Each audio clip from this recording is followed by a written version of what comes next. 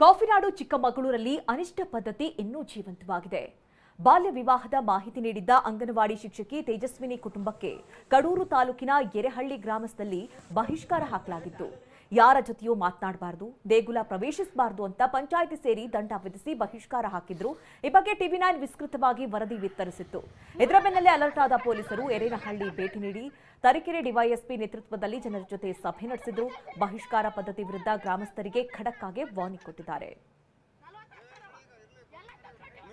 Sir, ನಮ್ಮೂರಲ್ಲಿ ಒಂದು POCSO case ಆಗಿತ್ತು. ಒಂದು ಹುಡುಗಿದು ಚೇಳ್ಳನವರೆಲ್ಲ ಬಂದು ವಿಸಿಟ್ ಮಾಡಿದರು. ಅವ್ರ ಮನೆ ಎಲ್ಲಿದೆ ಅಂತ ನಾನು ತೋರಿಸಿದ್ದೀನಿ, ನಾನು ಹೇಳಿದ್ದೀನಿ ಅನ್ನೋ ಕಾರಣಕ್ಕೆ ನಮ್ಮ ಫ್ಯಾಮಿಲಿಗೆ ಇಷ್ಟೆಲ್ಲ ತೊಂದರೆ ಕೊಡ್ತಾಯಿದ್ದಾರೆ. ಬಹಿಷ್ಕಾರನೂ ಹಾಕಿದ್ದಾರೆ. ನಮ್ಮನ್ನು ಯಾರೂ ಮಾತಾಡ್ಸಂಗಿಲ್ಲ, ಅವ್ರಿಗೆ ಯಾರೂ ಹೊಲಕಗಳಿಗೆ ಕೆಲಸಕ್ಕೆ ಹೋಗಂಗಿಲ್ಲ, ಆ ಥರ ಎಲ್ಲ ಮಾಡ್ತಾರೆ. ದೇವಸ್ಥಾನಗಳಿಗೆ ಬರೋಂಗಿಲ್ಲ, ಆ ಥರ ಮಾಡ್ತಾರೆ. ಈ ಥರ ಇನ್ನೂ 2 ಫ್ಯಾಮಿಲಿನ ಬಹಿಷ್ಕಾರ ಹಾಕಿದ್ದಾರೆ ನಮ್ಮೂರಲ್ಲಿ. ಅವ್ರನ್ನ ಮಾತಾಡ್ಸಿದ್ದಕ್ಕೆ ನಮಗೆ 46,000 ದಂಡ ಬರೆದಿದ್ರು. ಈ ಪದ್ಧತಿ ಇರೋದ್ರಿಂದ ನಮಗೆ ತುಂಬ ಪ್ರಾಬ್ಲಮ್ ಆಗ್ತೈತಿ. ನಮ್ಮ ಮಾವರ್ಗೂ ಹಿಡ್ಕೊಂಡು ಹೊಡೆದಿದ್ರು ಮೊನ್ನೆ ಇದೇ ವಿಚಾರವಾಗಿ. ಯಾಕೆ ಕಂಪ್ಲೇಂಟ್ ಕೊಟ್ಟಿದ್ದೀರಾ ಅಂತ ಇದೇ ವಿಚಾರವಾಗಿ ನಾವು